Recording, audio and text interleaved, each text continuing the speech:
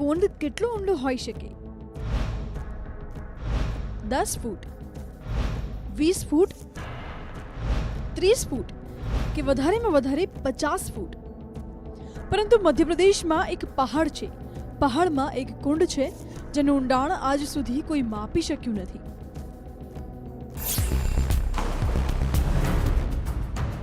ઊંડાઈ માપવા કેટલાય આવ્યા અને કેટલાય જતા પણ રહ્યા. ઘણા તિકડમ લગાવ્યા, બહુ બધા પ્રયાસ કર્યા, પરંતુ બધા જ નિરાશ થઈને નીકળી ગયા. હવે તમે કહેશો, ઊંડો છે એમાં વળી કયું રહસ્ય? રહસ્ય છે, અને એ રહસ્ય આ કુંડથી પણ ઊંડું છે. કુંડનું પાણી સમુદ્રના પાણી જેવું વાદળી છે. એક ચોક્કસ સમયે કુંડમાં અજીબોગરીબ હલચલ થાય છે. ક્યારેક તો જળનું સ્તર પહાડની છાતી ફાડીને ઉપરથી વહેવા લાગે છે. ઘણા બધાએ પ્રયાસ કર્યો છે, ત્યારે એક પ્રયાસ અમે પણ કર્યો. બધાએ સંશોધન કર્યું. આજે અમે પણ ટ્રાય કરીને જોઈશું. બને તેટલી ઊંડાઈમાં જશું, ગુફાના ખતરાઓનો સામનો કરીશું. ગમે તેમ કરીશું, પરંતુ આ કુંડનું રહસ્ય શોધીને જ રહીશું.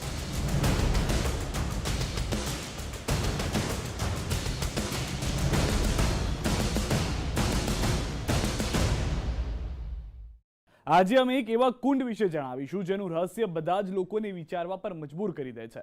આ કુંડ મધ્યપ્રદેશમાં આવેલો છે. કુંડ તો નાનકડો છે, પરંતુ તેના રહસ્યનું લિસ્ટ ખૂબ જ લાંબુ છે. આ કુંડ એવો છે કે તેની ઊંડાઈ માપવી અશક્ય છે. દેશની જ નહીં, પરંતુ વિદેશી એજન્સીઓ પણ પ્રયાસ કરી ચૂકી છે, ત્યારે તેઓ પણ હાર માની ચૂક્યા છે.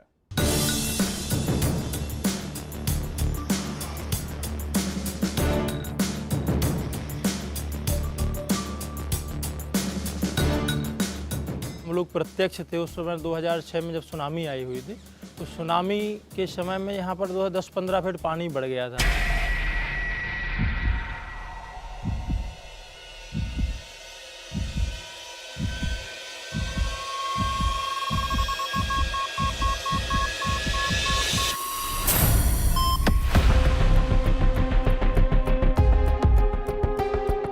એક નહીં, બે નહીં, પરંતુ આ કુંડમાં ઘણા જ રહસ્ય છુપાયેલા છે. સદીઓ વીતી ગઈ છે, ઘણા લોકોએ પ્રયત્નો કર્યા, પરંતુ બધા જ નિષ્ફળ રહ્યા છે. ત્યારે હવે આજે અમે પણ એક પ્રયાસ કરીશું.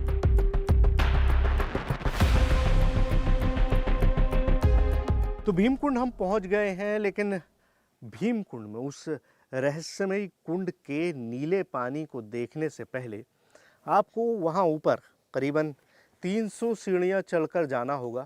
भीमा माता का मंदिर है और मान्यता ये है कि पहले आपको वहाँ जाना होता है और उसके बाद आप कुंड में जाते हैं. तो लंबा सफ़र है, सीढ़ियाँ थोड़ी ज़्यादा हैं, लेकिन चलते हैं. आइए.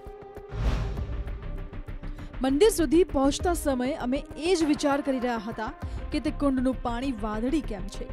અત્યાર સુધી ઊંડાઈ કોઈ કેમ નથી માપી શક્યું. મંદિરે જવાનું કારણ પણ આ જ સવાલોના જવાબમાં મેળવવાનું હતું. પહેલા સવાલ તો એ જ હતો કે કુંડનું પાણી વાદળી કેમ છે. कोई कोई कहता है कि इसमें नीलमणि है, कोई कोई कहता है. जैसे यहाँ महाराज दिव्यानंद जी यहाँ के गुरु हैं, हरिद्वार के महाराज जी, वो वहाँ देखने के लिए गए थे, दर्शन करने के लिए. तो उन्होंने कहा कि इसमें नीलमणि के कारण इसका नीला है, इसमें नीलमणि है. કહેવામાં આવે છે કે એ કુંડ ખૂબ જ ઊંડો છે, એટલો ઊંડો કે મરજીવા પણ તેની ઊંડાઈ માપી શકતા નથી.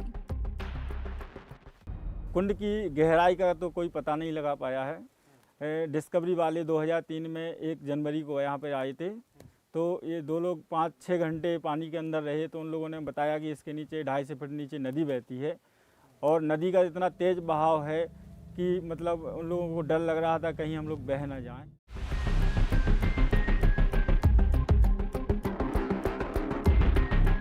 લોકો તો આ કુંડને સુનામી સાથે પણ છોડે છે. કહેવામાં આવે છે કે 2004માં આવેલા સુનામીની અસર આ કુંડમાં જોવા મળી હતી. तो तो सुनामी के समय में यहाँ पर जो है 10-15 फीट पानी बढ़ गया था।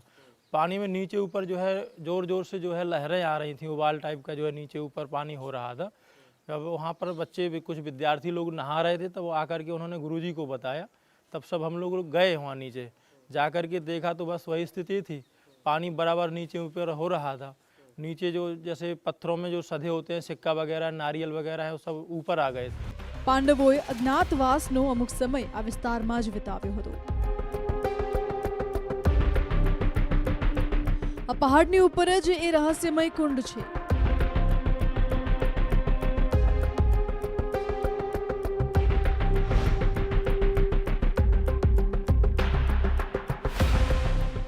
અંદર જતા જ અમે જોયું કે કુંડનું પાણી તો સમુદ્રના પાણી જેવું જ હતું.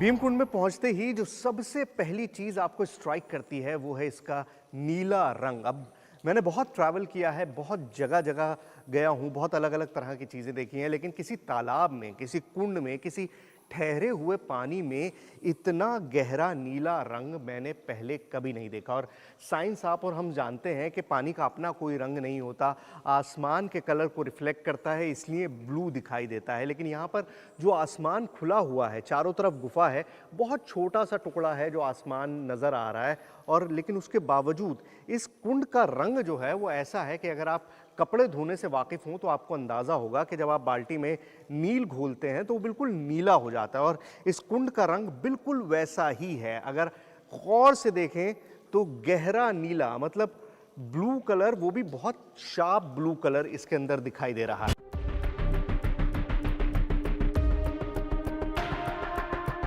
કુંડની બનાવટ જોઈશું તો પણ તે કંઈક અલગ દેખાઈ રહી છે.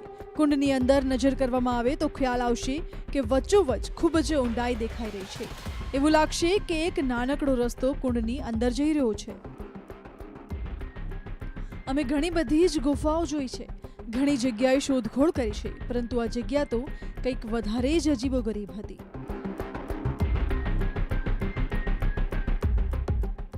ज़्यादातर जो गुफाएं होती हैं वो बहुत सॉफ्ट पत्थर की बनी होती हैं, क्योंकि पानी के कटाव से उनके अंदर वो फॉर्मेशन बनती रहती है. लेकिन यहाँ पर पत्थर जो है वो सॉफ्ट नहीं है, जो पत्थर हैं वो बहुत हार्ड पत्थर है. इसका मतलब ये कि यहाँ पर ये पानी के कटाव से तैयार नहीं हुआ, यहाँ पर पानी ऊपर से नहीं, इनफैक्ट नीचे से आया है, और उसकी वजह से ये सारी फॉर्मेशन है. तो ये थोड़ा डिफरेंट है. जिस तरह की गुफाएं हमने पहले भी बहुत सारी गुफाओं को देखा है, तो वो सारी गुफाएं पानी के कटाव से बनती हैं, लेकिन यहाँ पर ये एक नेचुरल गुफा है. ज़मीन के नीचे से कुछ ना कुछ ऐसा आया है जिसकी वजह से ये कुंड भी बना है और ये सारी गुफाएं भी बनी हैं.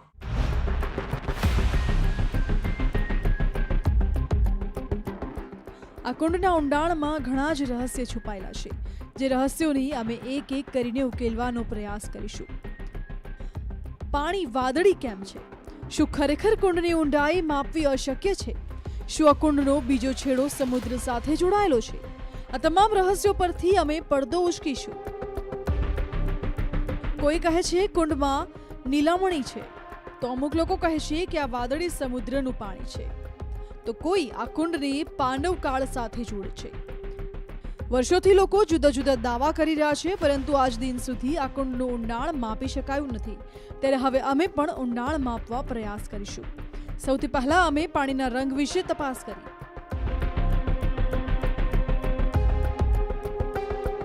कि भीमकुंड पहुंचते ही जो मैंने पहली बात आपसे कही थी वो ये कि इस कुंड का जो रंग है, जो कलर है, वो बहुत स्ट्राइकिंग है. और क्यों? क्योंकि वो बिल्कुल नीले रंग का है. ये नीला रंग जो है ये अपने आप में बहुत ही ख़ास है. लेकिन अब जब क्लोजली मैंने इसको देखा है, करीब से मैंने देखा है, तो मुझे एहसास हुआ है कि ये पानी जो है ये बिल्कुल उसी रंगत का है जिस रंगत का कोई भी आम पानी होता है. मतलब पानी का कोई रंग नहीं होता, पानी कलरलेस होता है. तो ये पानी बिल्कुल कलरलेस है.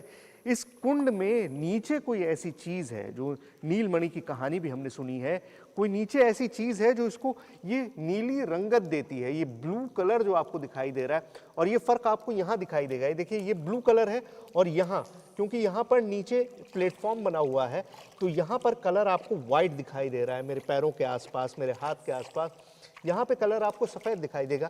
लेकिन यहाँ पर इस जगह पर, क्योंकि यहाँ पर नीचे कुंड की गहराई है, वहाँ हम नहीं जा सकते, वहाँ पे बिल्कुल नीचे ज़मीन में जा रहा है, तो वहाँ पर कलर ब्लू दिखाई दे रहा है और यहाँ पर कलर वाइट दिखाई दे रहा है। जाहिर है पानी जो है वो कलरलेस है, बिल्कुल उसी तरह जैसे पानी होता है, लेकिन कुंड में कोई ऐसी चीज़ है जो उसको नीली रंगत दे रही है।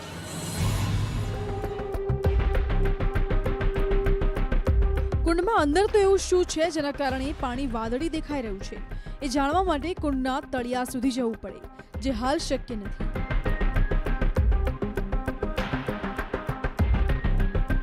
અમે તો કુંડના તળિયા સુધી ન જઈ શકીએ, પરંતુ એક વોટરપ્રૂફ કેમેરાને તો નીચે મોકલી જ શકીએ.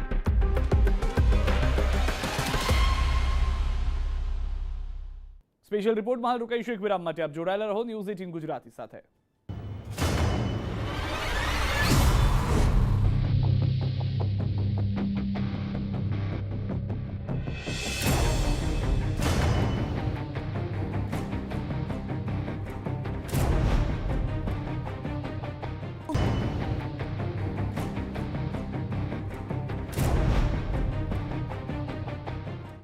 અમારી ટીમ દ્વારા તમામ પ્રકારની તપાસ કરવામાં આવી હતી, પરંતુ કુંડના પાણી અને સુનામી સાથેના સંબંધના કોઈ તાર મળી રહ્યા ન હતા. ત્યારે હવે કુંડની ઊંડાઈ માપવા માટેની અમે એક અંતિમ પ્રયાસ કરવા જઈ રહ્યા હતા.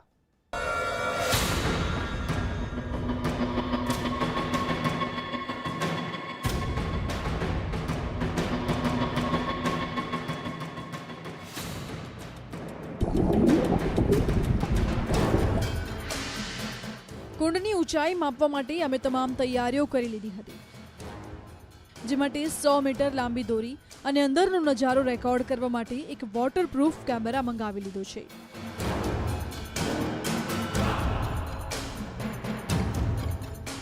ભીમકુંડ 50 થી 60 ફૂટ નહીં, પરંતુ તે તેનાથી પણ ઘણો જ ઊંડો છે.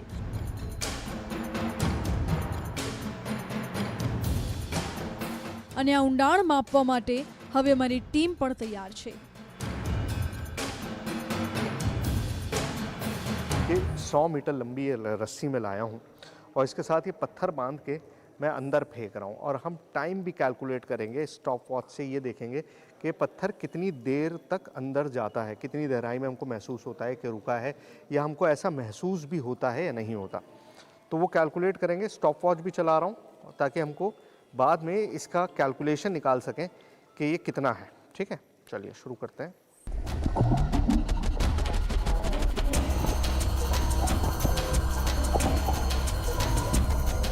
ये देखिए रस्सी अपने आप ही चलती जा रही है, बहुत लंबी रस्सी है।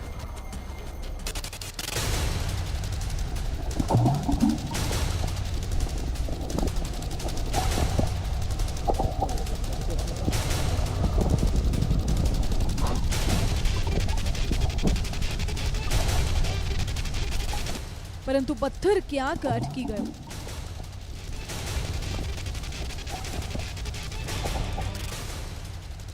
અમે વધુ એક પ્રયાસ કર્યો, પરંતુ અમે ફરી નિષ્ફળ રહ્યા.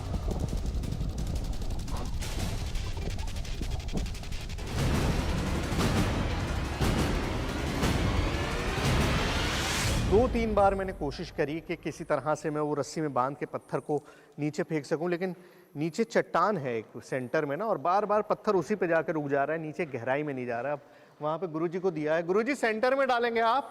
हाँ डालिए, चलिए ये देखिए ये डाल दिया गया। अब देखिए कितना सिंक करता है। 100 मीटर से भी ज़्यादा लंबी रस्सी है ये, 100 मीटर से भी ज़्यादा। ये देखिए पूरी रस्सी नीचे जाती जा रही है। ये देखिए ये रस्सी पूरी है, पूरा बंडल है और किस रफ्तार से नीचे धस रहा है। લાગે છે કે પથ્થરને તેનો રસ્તો મળી ગયો છે, કારણ કે દોરી ખૂબ જ ઝડપથી પાણીની અંદર જઈ રહી છે. देखिए 100 मीटर का बंडल था, उस 100 मीटर में से ये करीबन 10 मीटर का ऐसा बंडल है जहाँ पर अब ये नीचे जा नहीं रही है, लेकिन अभी भी मुझे लगता नहीं है कि उसका तला मिला है। अब इससे ज़्यादा हम और कुछ कर नहीं सकते इसकी गहराई नापने के लिए, लेकिन 90 मीटर तो है जो मैंने प्रूव कर दी है, लेकिन उससे भी आगे है, बहुत ज़्यादा आगे है, जैसा ये यहाँ पे कहते हैं। કુંડનું ઊંડાણ માપવાના કારણે પાણીમાં હલચલ વધી અને પછી તો મછલીઓ નીચેથી ઉપર આવવા લાગી। ऐसी भी कहानियाँ यहाँ पर सुनी गई हैं कि यहाँ पर डॉल्फिन को भी देखा गया। अब डॉल्फिन बड़ी पिक्यूलियर है, लेकिन डॉल्फिन के अंदर एक ख़ास बात यह है कि फ्रेश वाटर डॉल्फिन हमारे यहाँ मिलती हैं।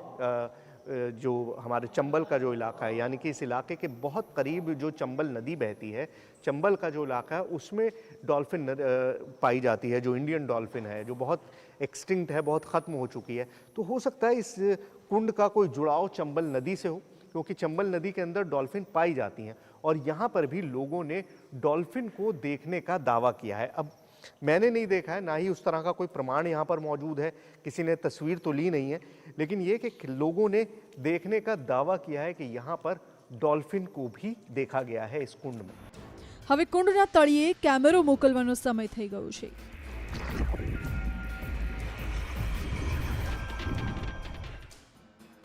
પહેલા એ જાણીએ કે પાણીની અંદર શું છે।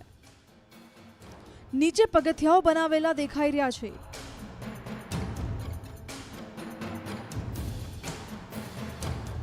પરંતુ વચ્ચે તો ખૂબ ઊંડાણ લાગી રહ્યું છે। કુંડના તળિયે એ બે મોટા મોટા કાણા હતા અને ત્યાં સુધી જવા માટે દોરીનો ઉપયોગ કરવો પડશે। मेरे पास ये गोप्रो कैमरा है जिसको मैंने एक नेट में, फिश नेट में बांध दिया है और इस कैमरे को मैं नीचे डालता हूँ। अब जहाँ तक रोशनी है वहाँ तक तो ये रिकॉर्ड कर ही सकता है। तो देखते हैं कि हमको कुंड में कुछ ऐसा दिखाई देता है जो अलग है या नहीं है। Let's see. इसके साथ ये रस्सी भी बांध दी है बहुत लंबी सी, जहाँ तक मुमकिन होगा ये चला जाएगा। चलिए तो मैं शुरू करता हूँ, इसको पानी में फेंक रहा हूँ।